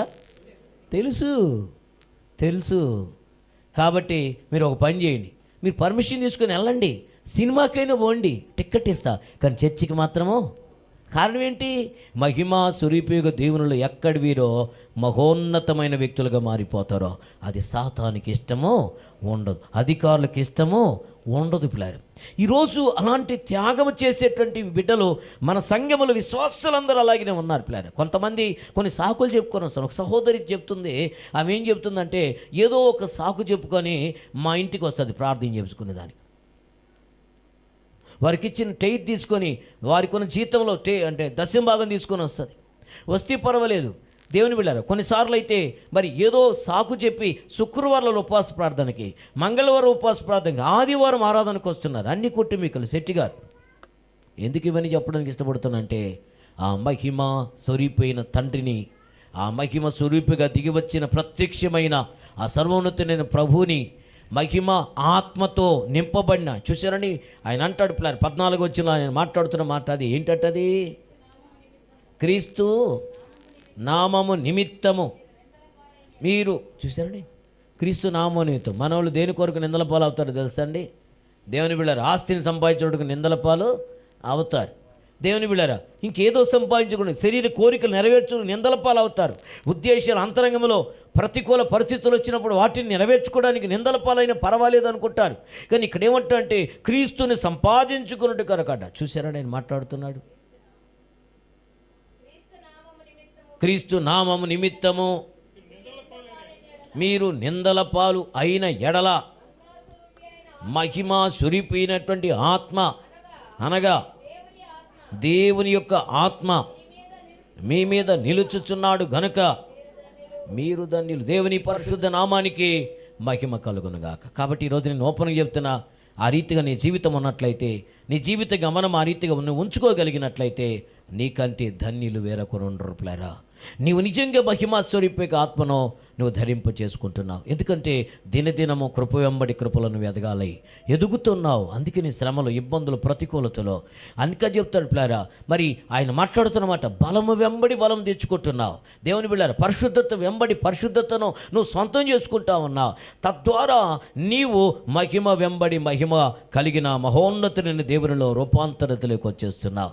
హబక్కూకు అందుకే ఏడ్చాడో, నీ రాకడ గురించి నీ వార్తను వింటి నాకు భయమేస్తుందయ్యా, నేను గడగడ వణుకుతున్నాను. కారణం ఏంటంటే, అయ్యా సంవత్సరం జరుగుతుండగా నీ కార్యములు నూతన పరచము, నువ్వైతే నూతన పరుస్తున్నావు, కానీ నేను నూతనత్వంలోకి రావట్లే. నూతన పరచుకోవడానికి నన్ను నీ చేతికి అప్పగించుకోలేకపోతున్నా, నేను సమయానికి నీకు నేను సమయం ఇవ్వలేకపోతున్నా, నా యొక్క సత్తులో దస్యంభాగం ఇవ్వలేకపోతున్నా, నా సమయం ఇవ్వలేకపోతున్నా, నా బలాన్ని ఇవ్వలేకపోతున్నా, నిన్ను స్తుతించలేకపోతున్నా, నీకు చెందవలసిన మహిమను నేను దొంగిలించేస్తున్నాను ప్రభువా, మహిమను పోగొట్టుకుంటున్నాను రోమా 3:23 ప్రకారం. కానీ నీ మహిమను పొందాలి, నీ మహిమను పొందాలి. మహిమ వెంబడి మహిమలో నేను ముందుకు సాగవలసిన అగత్యత, అవసరత నాకుందని ఈ 2024 ఒక మాట అంటాడు ప్లార్. మొదటి అధ్యాయం 27 వచనంలో ఆ మాట చదువుకొని ఒక చిన్న క్లూ మాత్రం ఇచ్చుకొని ఆరాధనలోకి వెళ్దాం ప్లారా. అన్యజనులలో ఈ మర్మం యొక్క మహిమైశ్వర్యము ఎట్టిదో అది అనగా మహిమ నిరీక్షణయ్యి ఉన్నాడను సంగతి దేవుడు. ఈ విషయాన్ని జ్ఞాపకం, చాలా మందికి ఈ విషయం అర్థం కావట్లేదు. మందిరానికి రావడం, బ్లెస్ అనగానే బ్లెస్ చేసుకోవడం, వెళ్ళిపోవడం. ఇంకా చెప్పాలంటే ఇలా పట్టుకొని వెళ్ళిపోవటం, లేకపోతే అని ముద్దు పెట్టుకొని వెళ్ళిపోతాం. కానీ మహిమ వెంబడి మహిమను అనుభవించాలి. ఆ రూపాంతరతలోకి మనం రావాలి. అలా రావాలని దైవ వాక్యము స్పష్టంగా మనకు తెలియజేస్తున్నది. కావాలని చూడండి, మహిమ పొందుటకు ఆయన ముందుగా సిద్ధపరిచిన కరుణా పాత్ర యొక్క ఘటములను తన మహిమైశ్వర్యమును కనపరచాలని రోమా గ్రంథం 9:23-24 ఆయన ఇష్టపడుతూ ఉన్నాడు పిల్లారా. అదే సమయంలో 16 ప్రకటన గ్రంథం 16:16 అంటాడు, తాను దిగంబరిగా, దేవుని బిడ్డ గమనించారు, తన దిగంబరిగా సంచరించుచున్నందున జనులు తన దిశమరణను చూతురేమోనని మెలకువగా ఉండి తమ వస్త్రములు కాపాడుకునేవాడు. ఈరోజు అనేక మంది జీవితాలు ఎలా ఉన్నాయంటే, వస్త్రాలు ఉన్నాయి కానీ దేవుని దృష్టిలో వస్త్రహీనులుగా కనబడుతుంది. ఏమీ లేదు, మహిమను పోగొట్టుకున్నాడు. ఎతట మొదటి మానవుడిని ఆదాము వలె దైవ చిత్తానికి విరుద్ధమైన తావిచ్చిపులారు. కానీ ఈరోజు ఒకటి మాత్రం పరిచయం చేసి క్లోజ్ చేస్తా. అదేంటంటే, మేఘము మీద దేవుని మహిమ దిగి రావటం చూడగలుగుతున్నాం. హల్లెలూయా. కావాలంటే సందర్భాన్ని చూడండి, దేవుని వాక్యం చదువుతుంది పిల్లారు. కీర్తన గ్రంథం 19 కీర్తన. అందుకంటే ముందు నిర్గమాకాండం 16 అధ్యాయంలో చూస్తే మేఘం ఎక్కడ వచ్చింది, ఏ రీతిగా వారిని దర్శించింది, ఎప్పుడు అది అలా జరిగినది మనం గమనించగలం పిల్లారు. నిర్గమాకాండం 16 అధ్యాయం 10 వచనం. అట్లు అహరోను ఇశ్రాయేలు యొక్క సర్వ సమాజముతో మాట్లాడుచుండగా వారు అరణ్య వైపు చూచిరి. అప్పుడు యెహోవా మహిమ మేఘములో వారికి, అంటే అర్థం చేసుకుని, పోగొట్టుకున్న మహిమ ఎక్కడికి వచ్చింది? అహరోను ఇశ్రాయేలుతో మాట్లాడుతూ ఉండగా, ఇశ్రాయేలుతో దేవుని వాక్యమును గురించి, దేవుని రాజ్యమును గురించి, దేవునికి వచ్చిన ఆలోచన గురించి, ధర్మశాస్త్ర సంబంధమైన విషయాల వరకు వివరిస్తూ ఉండగా, వారు వాక్యము వింటూ ఉండగా ఉన్నట్టుండి ప్లేరా వారు ఎటువైపు చూసారట? చూడండి ప్లేరా, వారు అరణ్యము వైపు చూచిరి. అప్పుడు యెహోవా మహిమ ఆ మేఘములో వారికి, చప్పట్లు కూడా దేవుని మహిమపడతాం. ఎప్పుడు పోగొట్టుకున్న మహిమ మనకు తిరిగి వస్తుంది? మహిమ వెంబడి మహిమను ఎప్పుడు పొందుతాము అంటే, లేఖనములను మనము విన్నప్పుడు. బాగా వినండి ప్లాన్. ఆరాధన చేసేటప్పుడు అందరూ చప్పలు కొడతారు, వీలైతే గంతులు కూడా వేస్తారు. వాక్యము దగ్గరకు వచ్చేటట్టుకే అసలు ఈ సబ్జెక్ట్ మనది కాదు. బాడీ ఏమైపోద్ది? రిలాక్స్ అయిపోద్ది. అప్పుడు దాకా విన్న చెవులు ఇంక నుంచి వినబడు. ఇప్పుడు దాకా ఆరాధించిన ఆరాధికులు ఇక నుంచి ఆరాధించటం ఆపేస్తారు. వెంటనే రిలాక్స్ అయిపోతారు. దేవుని బిడ్డలు కళ్ళు తెరుచుకున్నా నిద్ర వచ్చేస్తుంది. బాడీ లోపలికి ఇమ్మర్స్ కాదు, వాక్యం కానీ ఆరాధన కానీ ఎక్కదు పిల్లారా. కాబట్టి ఆయన మాట్లాడుతున్న అహరోను ఇశ్రాయేలులకు సర్వసమాజముతో మాట్లాడుచుండగా వారు అరణ్య వైపు చూచిరి. అప్పుడు యెహోవా మేఘముల వారికి కనబడెను. మొట్టమొదటిగా దేవుడు పరలోకము నుండి తన మహిమను మేఘముల మీద దేవుని బిడ్డలు పంపించినట్టుగా మనము గమనించగలం. ఆదాము అవ్వలు కోల్పోయినటువంటి ఆ మహిమను దేవుడు తిరిగి ఎక్కడికి తీసుకొచ్చాడు? మేఘముల మీదకి తీసుకొచ్చాడు. పోగొట్టుకున్నారు, కానీ మేఘముల మీదకి దిగి వచ్చింది. ఆ మహిమ మేఘములకు ఎప్పుడు వచ్చింది? అహరోను ఇశ్రాయేలు సమాజం వారితో దేవుని మాటల గురించి మాట్లాడుతూ ఉండగా, దైవజనులు మాట్లాడుతుండగా మహిమ మేఘం మీదకి దిగి వచ్చినది. హల్లెలూయా. అందుకని వారు పాట పాడుతున్నారు. 19 కీర్తన మొదటి చరణంలో, ఆకాశములు దేవుని మహిమను వివరించుచున్నవి, అంతరిక్షము ఆయన చేతి పనిని పోగొట్టుకున్న మహిమ. దేవుని యొక్క యాజకులు వాక్యముని వివరిస్తూ ఉండగా, ఇశ్రాయేలు ప్రజలతో మాట్లాడుతూ ఉండగా దేవుని యొక్క మహిమ మేఘముల మీద ఇదిగో పర్వతమునకు దిగి వచ్చినది. హల్లెలూయా. అందుకని ఆయన పాట, మేఘాలలో బాహాటముగా పిలిచే స్వరమును విన్నావా, పిలిచే స్వరమును విన్నావా, ఎంత మధురమో ఎంత కదలిక, ఎంత మధురమో ఎంత కదలిక, మేఘాలలో బాహాటముగా. నిజమేప్లారా, దేవుని మహిమ ఎప్పుడు ప్రత్యక్షమవుతుందంటే సేవకులు వాక్యం వివరిస్తుండగా ఆ మహిమ ఇదిగో పర్వతం మీదకి, మేఘముల మీద లేక ఆకాశం మీదకి దిగి వస్తుంది. దేవుని స్తోత్రం కలుగునుగా. హల్లెలూయా. అందుకే ఆయన పాటలు పాడుతుంటాడు, మహాకాశముల పట్టణ దేవాన్ని యెషయా ప్రవక్త ఆరాధిస్తాడు, ఆరాధికుడిగా మిగిలిపోతాడు. నీవు నేను ఈ 2024లో 23వ యానివర్సరీలో దేవుడు మాట్లాడుతున్నాడు. కృప వెంబడి కృప, బలం మీద బలము, అంతకంటే ప్రముఖ పరిశుద్ధత మీద పరిశుద్ధత, వీటన్నిటికి మించి మహిమ వెంబడి మహిమను పొందాలి అంటే దేవుని లేఖనాల ద్వారా తప్ప వేరొకని ద్వారా మనము దాన్ని అనుభవించలేం. దైవ సేవకుడు అహరోను వాక్యమును దేవుని బిడ్డ లేక మాట్లాడుతుండగా ఇశ్రాయేలు ప్రజలతో యెహోవా మహిమ అదిగో ఆకాశమునకు ఆ మేఘముల మీదకి దిగి వచ్చినది. దేవునికి స్తోత్రం కలుగును గాక. హల్లెలూయా. ఎప్పుడైతే మహిమను మనము స్వతంత్రించుకుంటామో పాపము దొర్లుకుంటూ వెళ్ళిపోద్ది.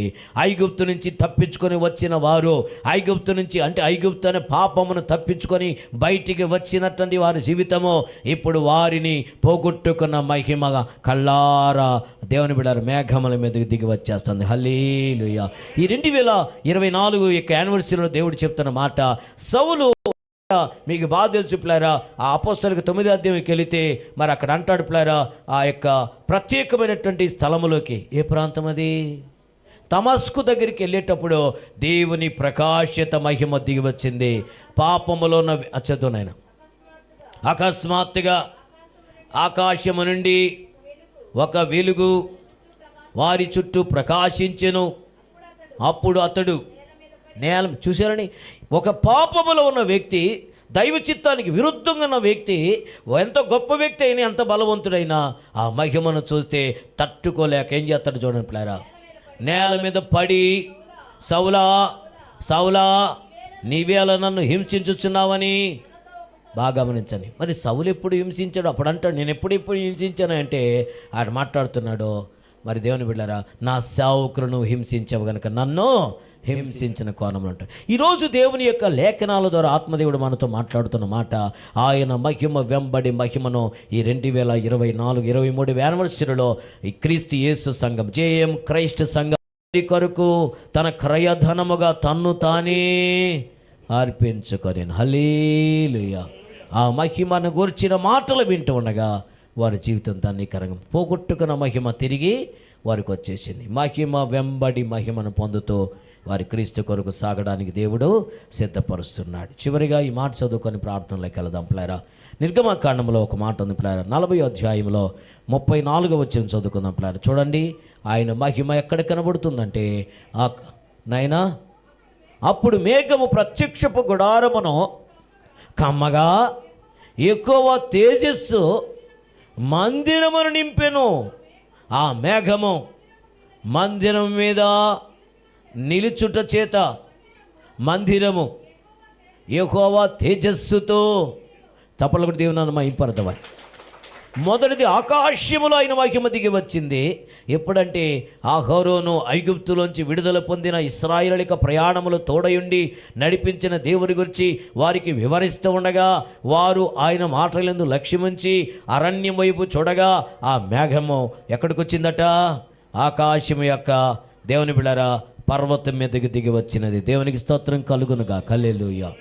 అదే మహిమ ఈ సమయంలో వారు దేవాలయము దగ్గరికి వచ్చారు. ఈ దేవాలయము దగ్గర దేవుని ప్రత్యక్షపు గుడారమును యెహోవా సన్నిధి కమ్మగా యెహోవా తేజస్సు మందిరమంతయు నింపిపోయింది.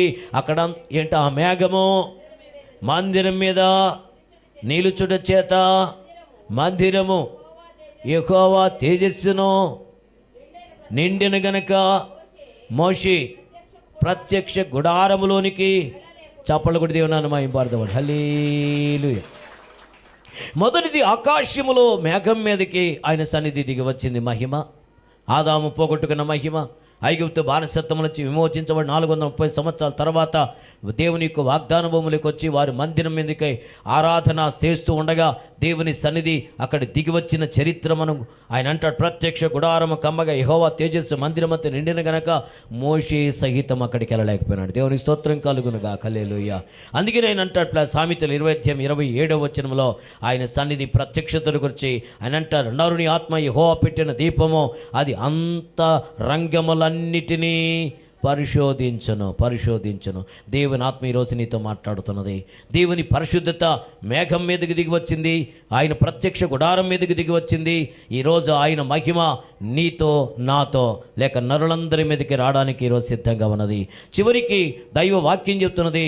దేవుని యొక్క వాక్యములో ఆత్మదేవుడు మాట దినవృత్తాంతం 2:7 తాను చేయు ప్రార్థన ముగించినప్పుడు అగ్ని ఆకాశం నుండి దిగి దహన బలులను ఇతరమైన బలులను దహించును. యెహోవా తేజస్సు మందిరము నిండా. మొదట ఆకాశములో పర్వతం మీద దేవుని బిళ్ళరా. రెండవది మందిరము మీద ప్రత్యక్ష గుడారము మీద.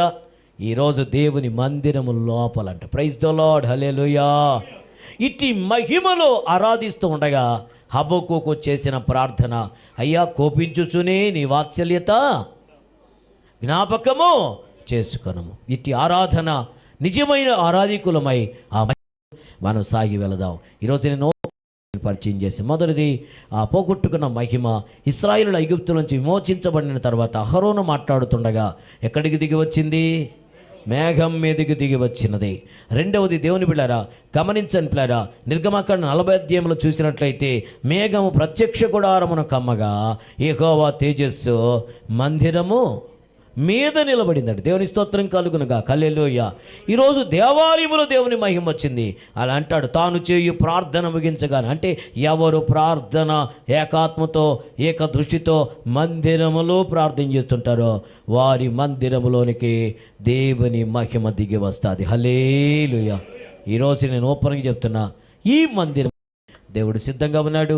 అట్టి మహిమ పొందాలి అంటే మనస్స వాచ్య కర్మణ త్రికరణ శుద్ధితో మనం బాధ్యకరించి ఉందాం. పెద్ద మోకాళ్ళేద్దాం, దేవుని గణపరుద్దాం, దేవుని ఆరాధిద్దాం. ఆరాధికులను దేవునికి కృతజ్ఞతలు చెల్లిస్తూ ఆయన కవిగలే కలదాం. నమ్మదగిన దేవుడిని నేను ఆశీర్వదించుటకు ఈరోజు సిద్ధంగా అందరం ఒకసారి ఆరాధిద్దాం.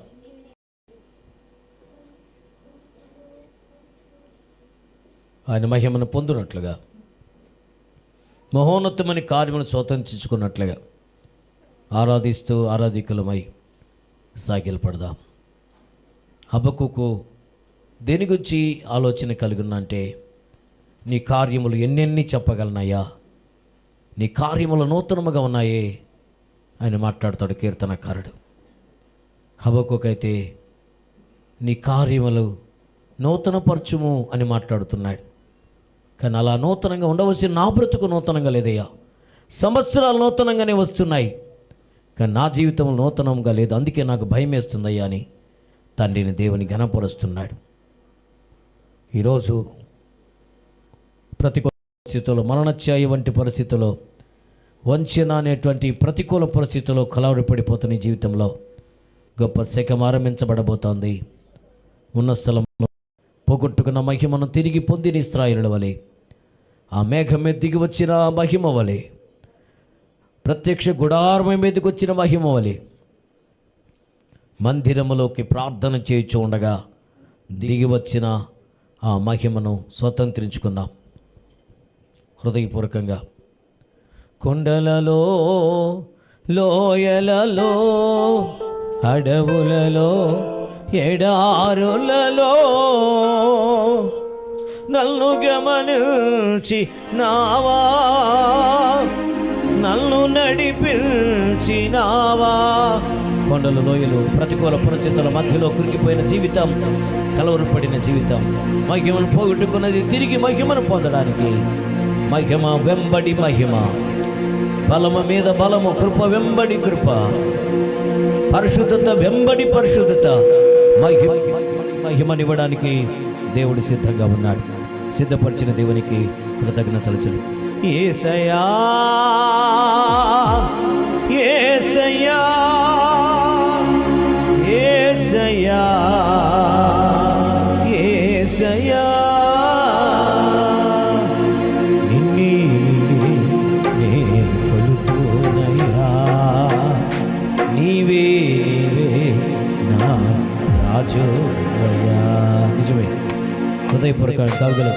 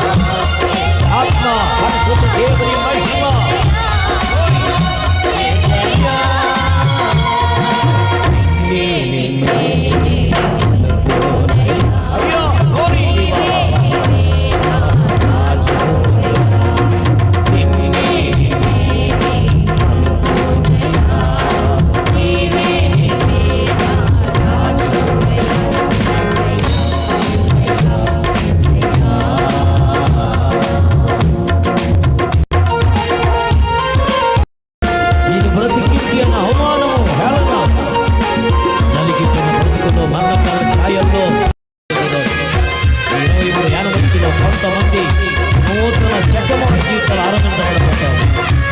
నూతనమైన ఆశీర్వాదము రాబోతాం.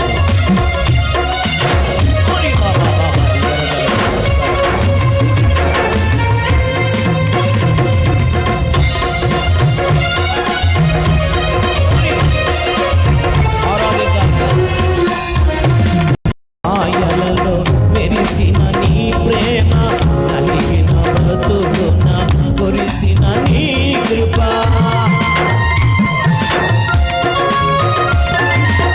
మరణ ఛాయలలో మెరిసిన నీ ప్రేమ, నలిగిన బ్రతుకున కురిసిన నీ కృప, నన్ను బలపరచెనయ్యా, నిన్నే ఘనపరతునయ్యా,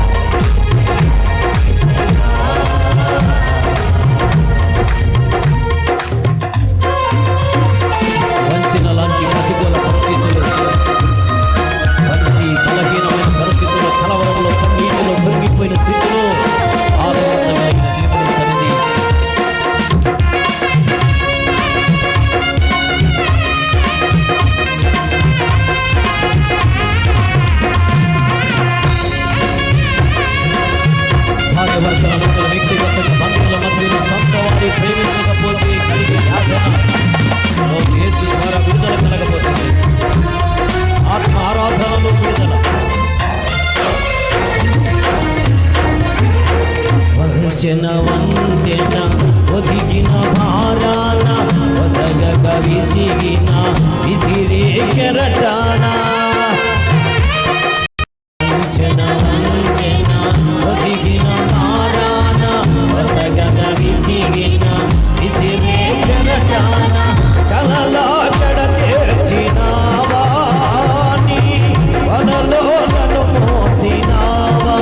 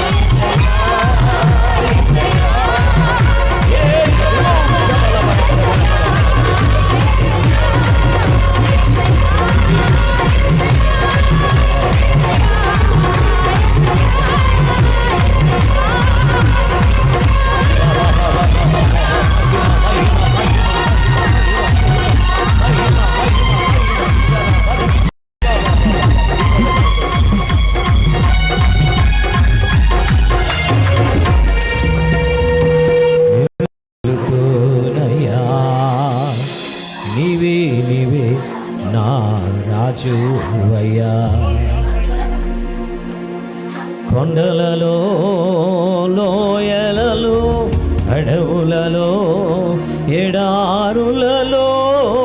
నిజమే, వంతెనతో కలవరి పడిపోయిన ఆత్మీయ జీవితంలో, కృంగిపోయిన జీవితంలో, మరణ ఛాయలో కూర్చున్న బ్రతుకులో మహిమ దిగి వచ్చిన సమయం ఇది. కావాలంటే చెక్ చేసుకోండి. రోగాలు నయమైపోతున్న సమయం, వ్యాధి బలహీనతలు పరారవుతున్న సమయం ఇది. మూయబడిన గర్భములు తెరవబడుతున్న సమయం ఇది.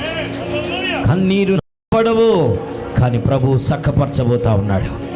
ప్రభువు పట్టించుకోబోతున్నాడు. నీ కార్యములు నూతనపరచమయ్యా. యెహోవా నీ కార్యముల చేత తృప్తిపరచమయ్యా. నీ కార్యము చేత మేము ఆనందించినట్లుగా సంవత్సరములు జరుగుతుండగా నీ కార్యము నూతనపరచమయ్యా. నేను భయపడుతున్నాను. కోపించుచుని వాత్సల్యతను చూపించే దేవుడు నీవయ్యా. మా క్రియలు, మా నడత, నీ కార్యములైన మా బ్రతుకుల్లో మంచి అనేది లేదయ్యా. అయినా నీవు ఇష్టపడుతున్నావు. మా బ్రతుకులు మార్చడానికి నువ్వు ఇష్టపడుతున్నావు ప్రభు అని ఆయన మీద ఆనుకుందాం, ఆధారపడదాం. ఆశ్చర్యకరమైన కార్యములతో ముందుకు సాగి వెళదాం. మన పక్షమై ఉండబోతున్నాడు. ఏకీవిద్దాం. జాన్ అబ్రహం గారు ప్రత్యేకంగా ఈ యానివర్సరీ గురించి ప్రార్థన చేస్తారు. మన మధ్యలో ఉన్నటువంటి కాకాన అబ్రహం గారు ఇప్పటి వరకు దేవుడు చేసిన మేలన్నిటి గురించి ప్రార్థన చేస్తారు. సమయమును జ్ఞాపకం చేసుకున్న వారమై ముందుకు సాగి వెళదాం. సర్వకార్యముల కొరతైన దేవుని సన్నిధి సమాధానమును స్వతంత్రించుకుందాం. ఎవరు మౌనంగా ఉండక ఆయన కవిగల్లోకి వెళదాం. తండ్రి, నీ పరిశుద్ధమైన, మహోన్నతమైన, సర్వోన్నతమైన, సర్వశక్తి గల అతి శ్రేష్టమైన నీ నామమునకు ఎల్లవేళలా స్తుతి, ఘనత, మహిమ, ప్రభావములు కలుగునుగాక. ప్రభానికి స్తోత్రములయ్యా. సర్వసైన్యములకు అధిపతి యెహోవా పరిశుద్ధుడు, పరిశుద్ధుడు, పరిశుద్ధుడు, సర్వలోకమైన మహిమతో నిండి ఉన్నదని మహాదూతులైనటువంటి శరాపుల మధ్యలో మానక దీవారాత్రంలో గొప్ప స్వరముతో గాన ప్రతిగానాలతో స్తుతింపడుతున్నటువంటి ప్రభువా, మీకే స్తుతి, ఘనత, మహిమ, ప్రభావాలు చెల్లిస్తుంటున్నాము తండ్రి. నీకు స్తోత్రములయ్యా. అయ్యా, ఈ దిన మన ప్రభునైనా తండ్రి మీరు మాట్లాడినారు. ప్రతి మాట ప్రభునైనా మా జీవితాల్లో, మా హృదయంలో ప్రభునైనా నీరు కట్టి ఫలించినట్లుగా మీరు ఆశీర్వదించి అభిషేకించుకోండి. దేవానికి స్తోత్రాలయ్యా. అతన్ని నైనా ముసుగు లేని తండ్రి నైనా ముఖములు ప్రభునైనా తేజస్సు కలిగినటువంటి మహిమ, నీ మహిమ కలిగినటువంటి ఆ యొక్క తన ముఖాలుగా మా ముఖాలను మీరు తేజరిల్లేటట్టుగా మీరు చేస్తున్నారు దేవా. ఎందుకంటే మిమ్మల్ని ఎదుర్కోవాలంటే ప్రభా ముసుగు లేని ముఖాలుగా ఉండాలి ప్రభా. అదేవిధంగా దాని నిమిత్తమే మీరు మాట్లాడున్నారు ప్రభా. కృప ఎంబడి కృపను ప్రభ మేము పొందుకోవాలి తండ్రి. నేను ప్రభునైనా బలము ఎంబడి బలాభివృద్ధి, దినదినము బలాభివృద్ధి నందేటువంటి కృపను, అలాంటి జీవితాన్ని మేము కలిగి జీవించాలని మీరు ఆశ కలిగి ఉన్నారు ప్రభా. అది అంత మాత్రమే కాదయా, పరిశుద్ధత వెంబడి పరిశుద్ధతను ప్రభా, అధిక పరిశుద్ధతను మేము కలిగి జీవించేట్టుగా, అదే మహిమ ఎంబడి మహిమను, అధిక మహిమను కలిగి మేము జీవించే జీవితము మేము కలిగి ఉండాలని మమ్మల్ని ఈ దినాన ప్రభా మీరే మీ యొక్క సేవకుల ద్వారా మీ ఆత్మతో మమ్మల్ని హెచ్చరిక చేసిన విధానాన్ని బట్టి స్తోత్రములు చెల్లిస్తున్న తండ్రి. గడిచిన సంవత్సరంలో ప్రభా ఈ హబక్కును మా మధ్యలో పెట్టి మీరు మాట్లాడుతున్నారు ప్రభా. సంవత్సరం జరుగుతుండగా ప్రభా నీ కార్యములను నూతన పరచము. సంవత్సరం జరుగుతుండగా ప్రతి ఒక్కరు కూడా ప్రభా వరాలు పొందుకున్న వారుగా అయ్యా ఫలాలు కలిగినటువంటి జీవితం ప్రభా. ప్రతి ఒక్కరికి అలాంటి నైనా హృదయ నిశ్చిత, హృదయం తన మంచి బలమును, శక్తినిచ్చి, ఆరోగ్యనిచ్చి, మహిమనిచ్చి నడిపింపజేసి దీవించమని ఘనత, మహిమ మీకే చెల్లిస్తూ నీ కృపను కోరుకుంటూ నా ప్రభును రక్షకుడైన యేసుక్రీస్తు పరిశుద్ధ నామములో ప్రార్థించి స్తుతించి వేడుకొని పొంది ఉన్నాం మా ప్రియ పరలోకపు తండ్రి. ఆమేన్. నీ ప్రేమ ఎన్నడు నన్ను విడువలేదు, నీ కృప కాచుట వలన జీవిస్తున్నాను. ప్రేమకు వందనాలు, స్తుతులు, స్తోత్రాలు చెల్లిస్తున్నాం నాయన. ఎంతవరకు తండ్రి దాసు నిలబెట్టుకుని మాతో మాట్లాడిన దేవా నీకు వందనాలు చెల్లిస్తున్నాం నాయన. మా గొప్ప తండ్రి నీకే వందనాలు చెల్లిస్తున్నాం. అధిక మహిమలోనికి మమ్మల్ని నిలబెట్టుటకు మా ఎడల చూపించిన దేవా నీకు వందనాలు, స్తుతులు, స్తోత్రాలు చెల్లిస్తున్నాం తండ్రి. ఈ నూతన సంవత్సరం తండ్రి ఈ ఆయన యానివర్సరీ దినం జరుపుకుంటుండగా గత కాలం అంతా 23 సంవత్సరాలు బట్టి ఓ దేవా నీకు వందనాలు, స్తుతులు, స్తోత్రాలు చెల్లిస్తున్నాం. అయ్యా తండ్రి మీరు చేసిన అనేక అద్భుత మేలులను బట్టి తండ్రి నీకే వందనాలు స్తోత్రాలు చెల్లిస్తున్నాం నాయన. ప్రతి ఇబ్బందిలోను నాయన, ప్రతి శ్రమలోను మీరే తోడుగా ఉండి కార్యము చేయనట్లుగా ప్రార్థన చేస్తాం. మహాపరిశుద్ధుడు తండ్రి, నీకు వందనాలు, నీకు స్తోత్రాలు చెల్లించుకున్నాం తండ్రి ప్రభువా. ఈ యొక్క 23వ వార్షికోత్సవం గురించి మాట్లాడిన విధానం బట్టి నీకు స్తోత్రాలు చెల్లించుకున్నాం తండ్రి ప్రభువా. అయ్యా, అదేవిధంగా వాక్యాన్ని మీరు ఫలింపు దయచేయండి నాయన. ఈ మందిర ఆవరణంలో ఉన్న అందరికీ నువ్వు స్వస్థపరిచావు, అనేక అద్భుతాలు ఆశ్చర్యకాలు చేసావు. అందుని బట్టి నీకు స్తోత్రాలు చెల్లించుకున్నాం తండ్రి. నీ వాక్యాన్ని నీవే ప్రకటించుకొని నీ వాక్యాన్ని నీవే నాయన నిర్ధారణ చేసుకునే విధానం బట్టి నీకు స్తోత్రాలు చెల్లించుకున్నాం తండ్రి ప్రభువా. అదేవిధంగా తండ్రి ప్రభువా నైనా తండ్రి ప్రభ జ్ఞాపకం చేసుకోండి తండ్రి ప్రభువా. అయ్యా, నీ కృప తండ్రి ప్రభువా ఈ నెల్లూరు పట్టణంలో తండ్రి ప్రభువా మా సేవకుడు వల్ల అయితే మా వల్ల అయితే కాదు తండ్రి ప్రభువా. అయ్యా, మా అందరికీ తండ్రి ఉండేదానికి నివాసం ఇచ్చావు, మంచి ఆరోగ్యం ఇచ్చావు, మంచి భవిష్యత్తు ఇచ్చావు. కానీ తండ్రి ప్రభువా నిన్ను ఆరాధించుకునేదానికి, నిన్ను స్తుతించేదానికి తండ్రి 23 సంవత్సరాలు గడిచిపోతున్నా. కృప ఎమ్మడి కృప ఉండాలని చెప్పావు తండ్రి, మహిమ మహిమ ఉండాలని చెప్పావు. కానీ తండ్రి ప్రభువా మా మందిరం విషయంలో తండ్రి ప్రభా నిన్ను ఆరాధించుకునే విషయంలో మేము తండ్రి కృప ఎమ్మడి కృప పొందుకునేదానికి నీ కృపతో తండ్రి నీ నెల్లూరు పట్టణంలో తండ్రి ప్రభువా యేసు సజీవుడు సహవాస క్రీస్తు సంఘము మందిరాన్ని మీరు ఏర్పాటు దయచేయమని ప్రార్థిస్తున్నాం తండ్రి ప్రభా. అయా, నీ చిత్తమైతే 25వ యానివర్సరీ తండ్రి యవ్వన బిడ్డల మీద లేవనెత్తని తండ్రి ప్రభా, అనేక విశ్వాసాల మీద లేవనెత్తమని ప్రార్థిస్తాం తండ్రి ప్రభువా. అయా, సమయాలు సంవత్సరాలు వయసులు గడిచిపోతున్నాయి. కానీ తండ్రి ప్రభువా నీ పరిచయ అధికమైన పరిచయని రాబోయే దినాల తండ్రి ప్రభా నీ సేవకులకు ఇస్తున్న విధానం బట్టి నీకు స్తోత్రాలు చెల్లించుకుంటూ ఆ అధికమైన పరిచయం చేయాలంటే అధికమైన బలము కావాలి, అధికమైన ఆరోగ్యం కావాలి తండ్రి ప్రభువా. నీ సేవకులు అలాంటి దేవుని కృపని భాగ్యాన్ని దయచేయమని యేసు నామములో ప్రార్థన చేస్తున్నాం తండ్రి, ఆమేన్. రెండు చేతులు ఆయన వైపుకి ఎత్తిన వారమై ఆయన కవిగిలేకెళదాం. మని పరలోకమందున మా తండ్రి, మీ నామం పరిశుద్ధపరచబడునుగాక, నీ రాజ్యం మాకొచ్చునుగాక, నీ చిత్తం పరలోకమందు జరుగుచున్నట్లు భూమి యందును జరుగునుగాక. మన దినాహాన్ని నేడు మాకు దయచేయం. మెడల అపరాధము చేసిన వారిని మేము క్షమించిన ప్రకారం మా అపరాధములు క్షమించండి. సోదరులకి తేకా కీడిని తప్పించండి. రాజ్యము శక్తి మహిమ నిరంతరము నీవైనావు తండ్రి, ఆమేన్. పరమ తండ్రి నా దేవుని ప్రేమ, యేసు క్రీస్తు వారికి అపారమని కృప, పరిశుద్ధాత్మ దేవుని కన్యను నిత్య సన్నిధి, సమాధానం ఆదరణ ఆశీర్వాదం కూడిన మనకు లోక సకల పరిశుద్ధులకు రాబోయే 20 తన కృప దేవుని ప్రేమ, యేసు క్రీస్తు వారికి అపారమని కృప, పరిశుద్ధాత్మ దేవుని కన్యను నిత్య సన్నిధి, సమాధానం ఆదరణ ఆశీర్వాదం కూడిన మనకు లోక సకల పరిశుద్ధులకు రాబోయే 20 కాపాడును గాక. ఆమేన్, ఆమేన్. క్రీస్తు శుభనామలందరికీ నా హృదయపూర్వకం థ్యాంక్ యూ అనండాల్. మీ కొరకు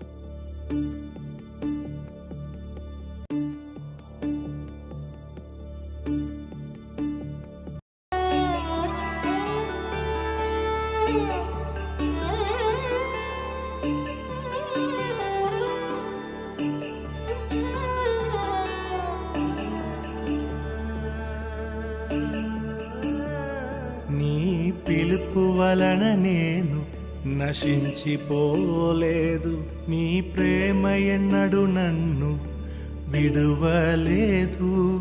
నీ కృప కాచుట వలన జీవిస్తున్నాను. నీ ప్రేమకు సాటి లేదు. నీ కృప కాచుట వలన జీవిస్తున్నాను. నీ ప్రేమకు సాటి లేదు.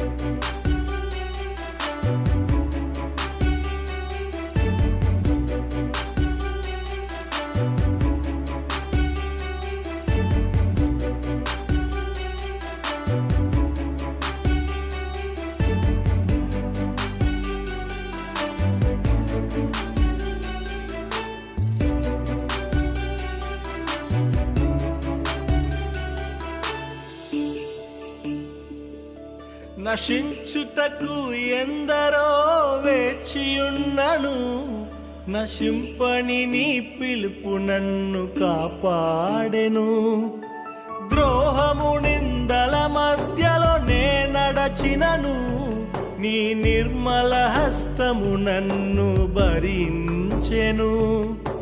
యజమానుడా, నా యజమానుడా, నన్ను పిలచిన యజమానుడా, యజమానుడా, నా యజమానుడా, నన్ను నడిపించే యజమానుడా.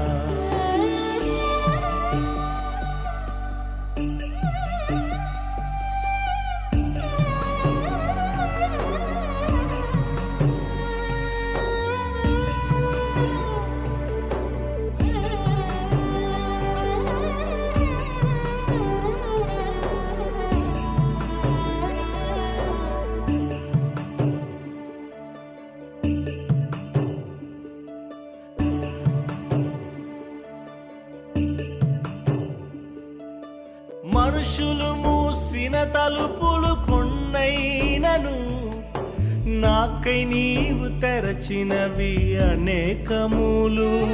మన వేదనతో నిన్ను విడచి పరుగెత్తినను. నన్ను వెంటాడి నీ సేవను చేసితివి. నా ఆధారమా, నా దైవమా, పిలిచిన ఈ పిలుపునకు కారణమా. నా ఆధారమా, నా దైవమా, పిలిచిన ఈ పిలుపునకు కారణమా.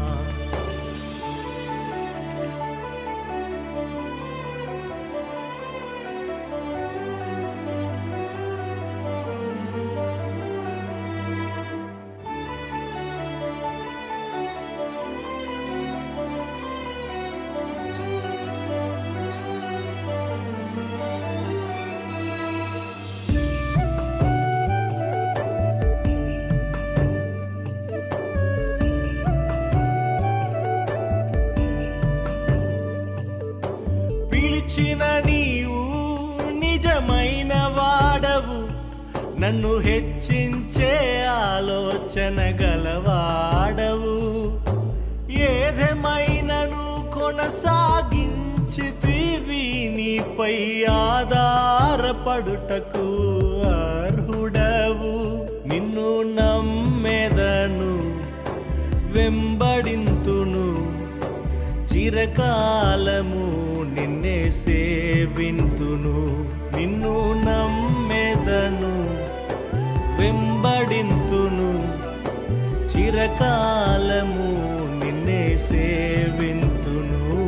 నీ పిలుపు వలన నేను నశించిపోలేదు, నీ ప్రేమ ఎన్నడు నన్ను విడువలేదు.